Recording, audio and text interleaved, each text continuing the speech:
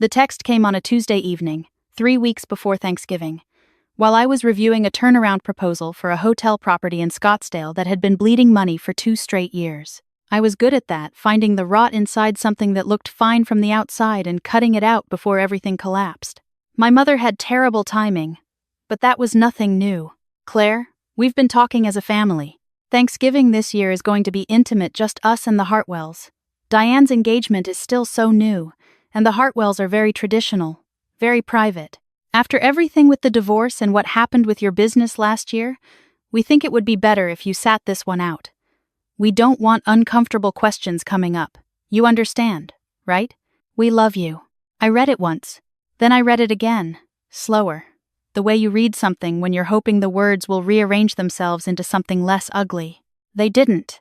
I set my phone face down on my desk and stared at the Scottsdale file for a long moment without seeing any of it. Then I picked the phone back up and typed 2 letters. "Sir." I sent it and went back to work. My divorce had been finalized 14 months earlier. After 4 years of a marriage, I had tried everything to save, and my ex-husband had tried nothing. The business collapse my mother mentioned so delicately, the event planning company I had built from a single client at 24 into a 12-person operation, had come 6 months after that. When my largest corporate account pulled out in the same week, my business partner decided she was done. 2 catastrophic losses inside 1 calendar year. I had not declared bankruptcy. I want to be precise about that, because my mother had a way of letting imprecise language do her dirty work. I had dissolved the company. I had paid every vendor, every contractor, every single outstanding invoice. It had taken everything I had saved, but I did it. Then I had spent 4 months doing consulting work from my kitchen table while I rebuilt. What existed now, Callaway Hospitality Group, a boutique consulting firm specializing in underperforming hotel and restaurant properties, was 14 months old. It had 4 full-time employees, 2 of whom I had hired in the last 60 days. It had 7 active client engagements. It had a glass-walled office on the 12th floor of a building in downtown Nashville with my name on the door in brushed steel letters.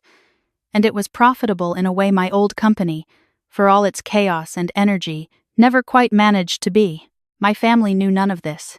That was my choice, and I had made it deliberately.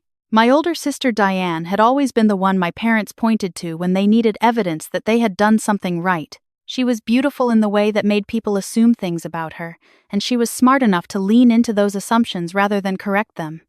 She had been engaged to Preston Hartwell for 7 months. The Hartwells owned a regional hotel chain, 12 properties across Tennessee, Kentucky, and Georgia that their grandfather had started, and their father, Gerald Hartwell, had spent 30 years growing into something serious. Old money, the kind that didn't need to announce itself.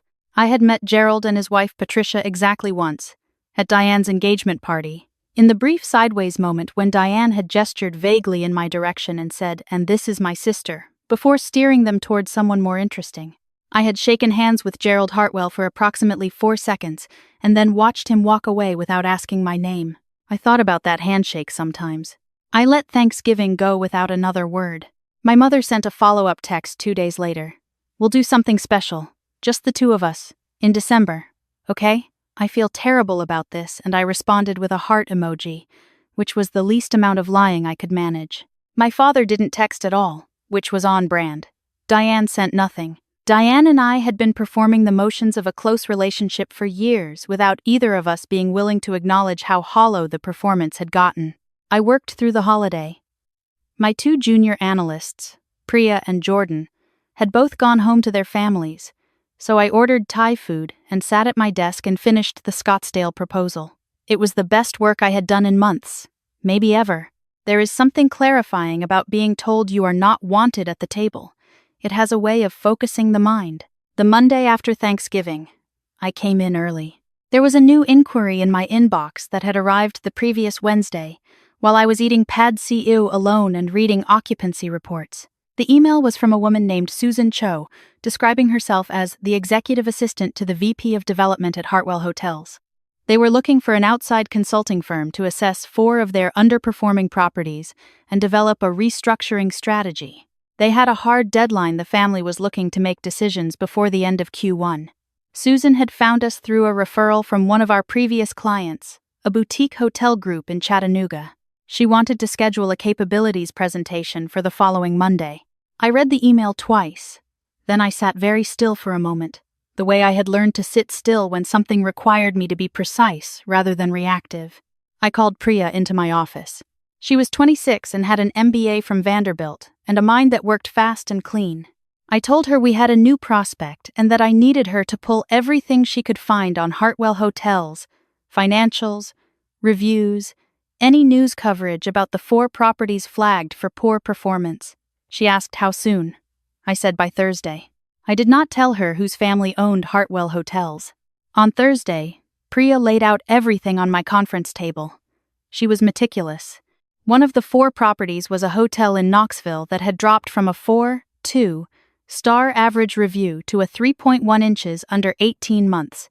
Another was a restaurant and inn property outside Lexington that had hemorrhaged 3 general managers in 2 years.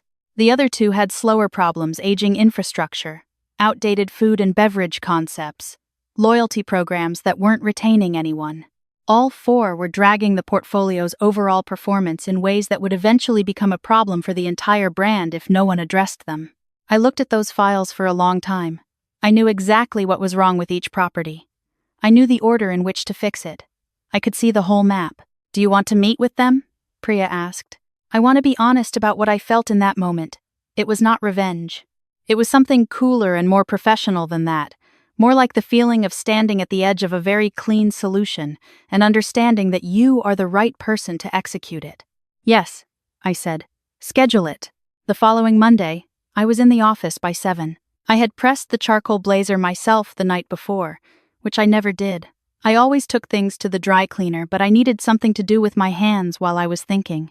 I wore a white silk blouse underneath and my hair up, which made me look, according to Priya, extremely intimidating, which I took as a compliment. Jordan had the presentation loaded. Priya had printed the proposal packets and arranged them at each seat around the conference table. My receptionist, Marcus, had a coffee station set up near the window. Everything was ready by 8:15. At 8:55, the Hartwell delegation arrived. Susan Cho came first, efficient, cordial, the kind of assistant who had clearly been doing this longer than most people realized. 2 members of their internal development team followed, both in their 30s, both carrying laptops, and then Gerald Hartwell walked in. He was shorter than I remembered. Or maybe I was different. He looked around my office the way men like him always looked around rooms, cataloging, pricing, assigning value. His eyes moved to the framed feature on the wall near the entry, a piece the Nashville Business Journal had run on Callaway Hospitality Group 3 months earlier. A photograph of me sitting at my desk, my name in the headline. He glanced at it the way people glance at things they'll come back to, and then his eyes moved to me. No recognition. I had expected that. I had been standing in the back half of my own family for years. "Mr. Hartwell," I said, and extended my hand. "I'm Claire Callaway. Thank you for making the trip." His grip was practiced and firm. "We've been looking forward to this. Your work in Chattanooga came very highly recommended." "We were glad to help them," I said. "Please, come sit." The 2 development team members took their seats. Susan settled into a chair near the wall with a notebook. Gerald Hartwell sat at the head of the table and folded his hands and looked at me with the patient, slightly measuring expression of a man who had sat through a great many presentations and found most of them disappointing. I was not going to disappoint him, but I was also not going to rush. I started with the overview: who we were, how we worked, what differentiated our approach from a larger consulting firm. I kept it to 8 minutes, because I have found that the people who most need to be impressed are also the ones with the least patience for being pitched. Then I handed it to Priya, who walked through our methodology with the kind of quiet authority that made people stop checking their phones. Gerald Hartwell was watching me instead of the presentation. I let him. Halfway through Priya's section, he leaned slightly forward. "Miss Callaway," he said, with the measured tone of a man who had decided to redirect a meeting. "You look familiar to me. Have we crossed paths somewhere before?" The room settled. Priya's pen paused on her notepad. I held his gaze and let the moment sit for exactly as long as it needed to sit. "We have," I said. "About 7 months ago, my sister Diane's engagement party." The silence that followed was a specific kind of silence, the kind that happens when a room full of people simultaneously recalibrates. Gerald Hartwell's expression moved through several things quickly. Confusion first, then the slow, visible process of memory assembling itself. Diane Calloway, he said, half to himself. Diane Calloway, I confirmed. Your son, Preston's fiancée. I'm her younger sister. I let that land, then added. She introduced me very briefly. I don't think she mentioned what I did. He looked at me for a long moment. Then, slowly, he looked at the framed article on the wall, then back at me. No, he said. She didn't. Susan Cho had gone very still near the wall. I picked up the proposal packet in front of me and slid it across the table toward him. I'd like to walk you through what we found in our preliminary assessment of your 4 flagged properties. I think some of it will surprise you, and I think all of it is fixable. He looked at the packet, then at me again. Something in his expression had shifted. The measuring quality was still there, but now it was aimed differently, recalibrated toward something closer to genuine attention. All right, he said. Show me. I showed him. I started with Knoxville, because it was the most urgent and also the most salvageable. The problem there wasn't the property, the bones were good. The location was excellent. The problem was a food and beverage director who had redesigned the restaurant concept twice in 18 months without any market research to support either decision, and a general manager who was talented at operations but had no experience managing the kind of staff culture problems that followed from inconsistent leadership above him. I had the review data, the turnover numbers, the side-by-side comparison of what the restaurant had been and what it was now. The guests who used to drive past 2 other hotels to stay with you, I said, are not doing that anymore. Not because your rooms changed, because the experience around the rooms changed. Rooms are a commodity, experience is not. Gerald Hartwell was taking notes. The Lexington property was different, a structural problem with the brand positioning. They were trying to be both a romantic getaway and a corporate retreat destination, which meant they were neither. I laid out the fork in the road. Commit to one identity, rebuild the marketing and programming around it, except that the other segment would go elsewhere. It was not what anyone wanted to hear. It was the only thing that would actually work. You can keep trying to be everything to everyone, I said. Or you can become irreplaceable to someone. Those are not the same strategy. One of the development team members said, "That's a pretty significant pivot." Yes, I said. That's why you hired outside eyes. Gerald Hartwell almost smiled. We went through the other 2 properties. By the time Priya wrapped the presentation, we had been in that room for 2 hours and 12 minutes. Gerald Hartwell had filled 5 pages of his legal pad, which I only noticed because he turned back through them while we wrapped up, reviewing his own notes with the particular focus of someone deciding whether they believed what they'd just heard. "What's your proposed timeline for a full engagement?" he asked. 16 weeks for the initial phase, I said. Assessment, strategy, implementation, roadmap. Week 17, we have a full decision matrix for you on prioritization. At that point, you have everything you need to execute internally, or you can bring us into the execution phase. That's your call. And your fee structure? Priya slid the second packet forward. He reviewed the numbers without blinking, which told me the number was appropriate. A man like Gerald Hartwell blinked when something surprised him. He didn't blink. "I want to ask you something," he said, setting the packet down. His tone had shifted. It was quieter now, more direct. The business performance of the meeting had given way to something else. Your family. Did they know what you'd built here? I kept my voice even. No. Why not? Because it wasn't relevant to them until today. He considered that. The 2 development team members were looking at their laptops in the careful way people look at things when they're trying to appear not to be listening. Susan had stopped writing entirely. "I owe you an apology," Gerald Hartwell said. I shook my head. "You don't owe me anything. You met me for 4 seconds at a party and you didn't know who I was. That's not something to apologize for." "I'm not apologizing for the party," he said. Asterisk, I'm told. Thanksgiving was times. He stopped, chose different words. I understand there was a decision made about the holiday gathering. My wife mentioned something about wanting it to be smaller this year. I didn't ask enough questions. The room was very quiet.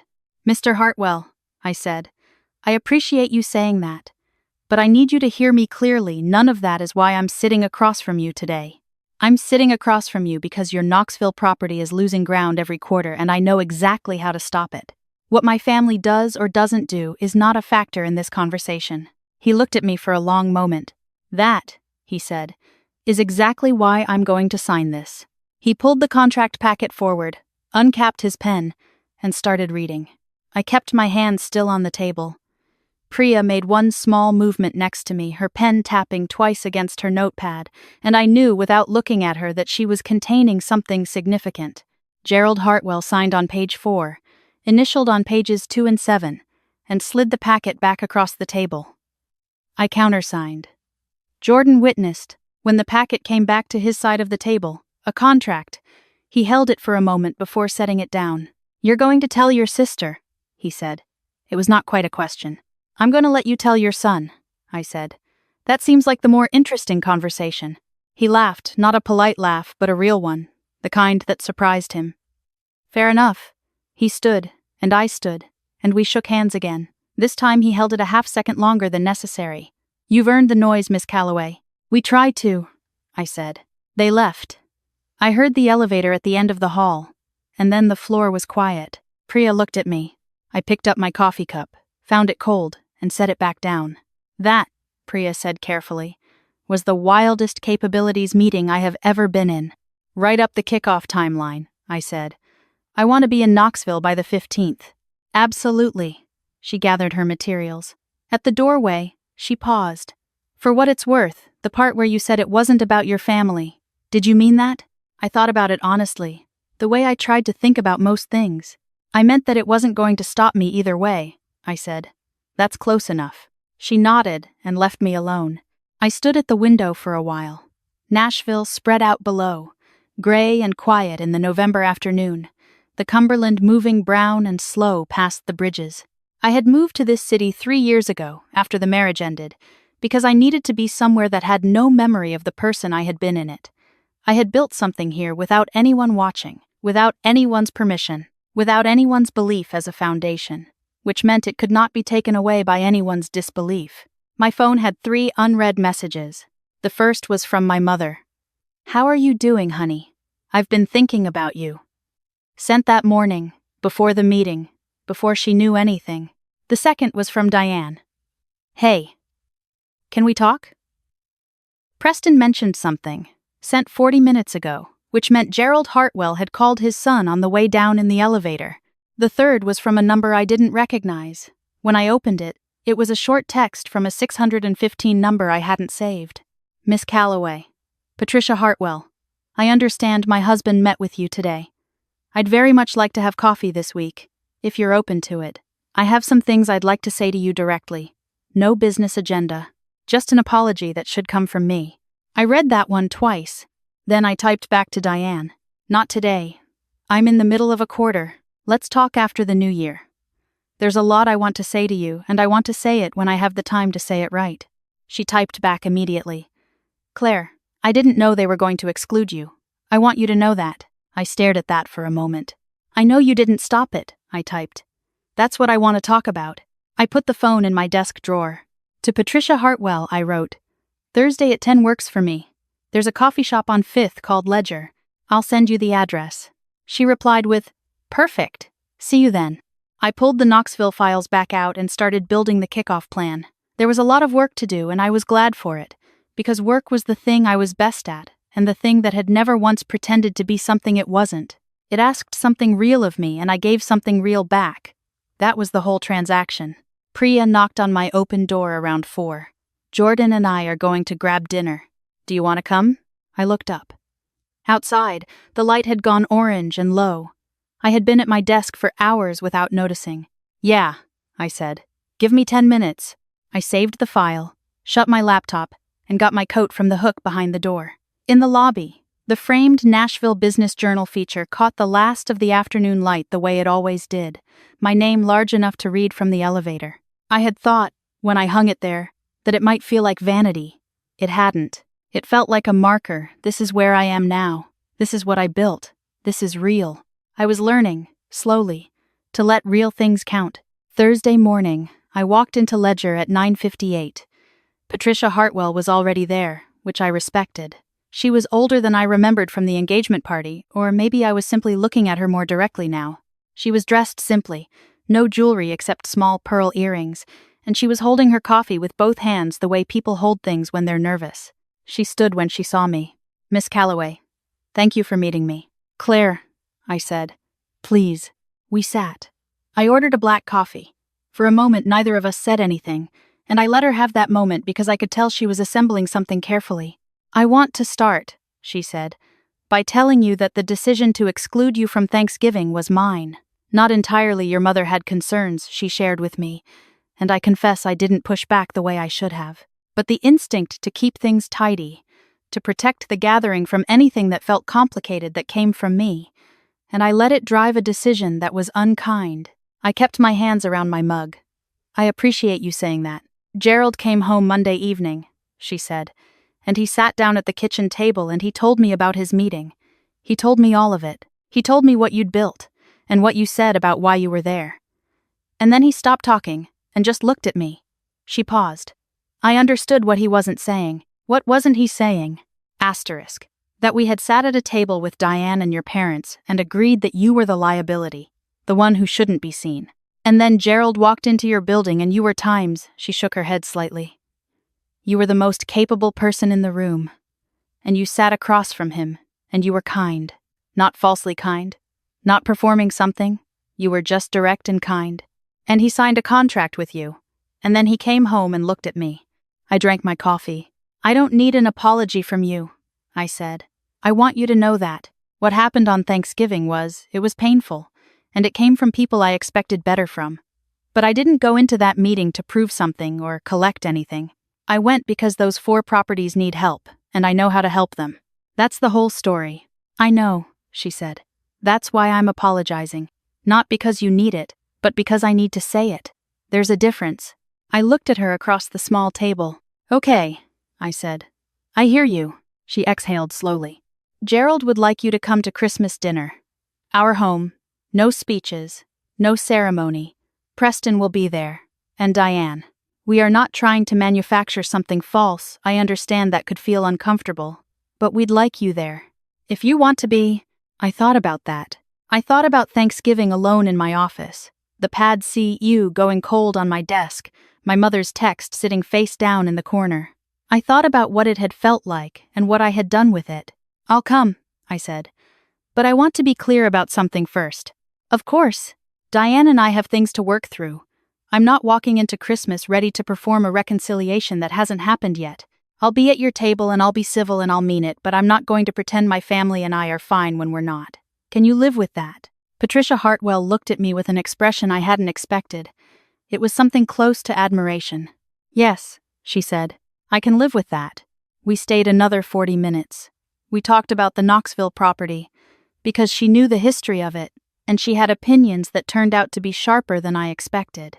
We talked about Nashville and how the city had changed. At some point, the conversation stopped being an apology and became something else, something easier. 2 people at a table finding out whether they could talk to each other. When I left, I walked back to my office in the cold. I called my mother from the sidewalk. She picked up on the second ring. "Claire, I've been thinking about you so much." "Mom," I said, "I want to have a real conversation with you, not a text. I want to sit down with you and Dad and actually talk about what happened and what's been happening for a long time, before Christmas. Can we do that?" A pause. "Yes," she said quietly.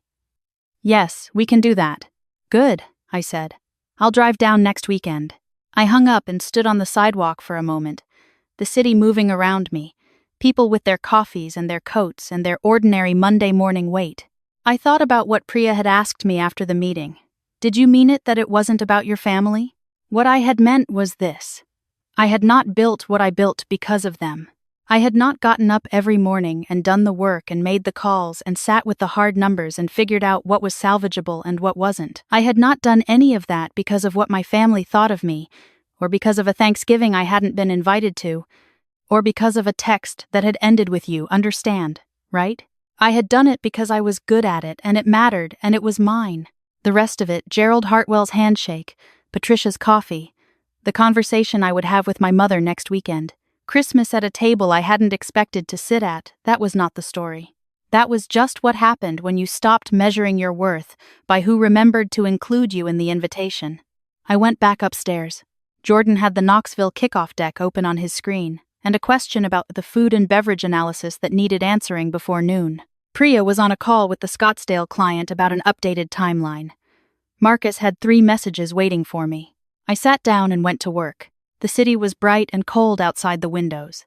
The portfolio numbers were on my screen. There was a lot to fix, and I knew exactly how to fix it.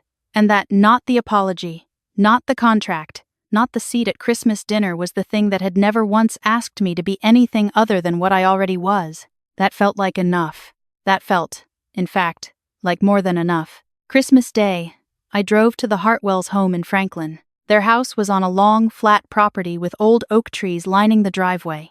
The kind of house that had been added onto slowly over decades in a way that made it feel layered and lived in rather than designed. Patricia met me at the door.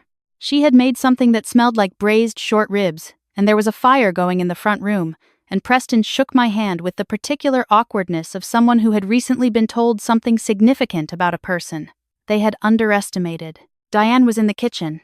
We stood in the doorway for a moment, my sister and I, across a room that smelled like her future in-laws' home, which smelled nothing like ours. She looked at me, and I looked at her, and neither of us said any of the things we were eventually going to have to say. "You look good," she said finally.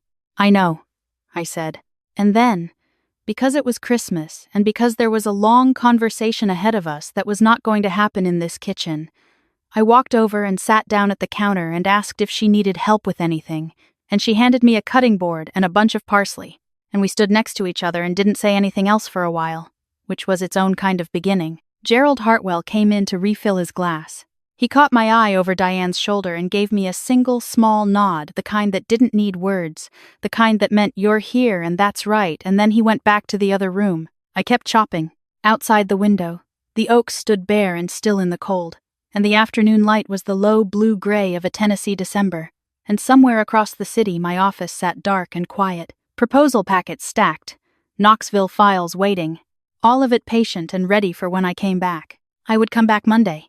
I was always going to come back Monday. But today, I stayed.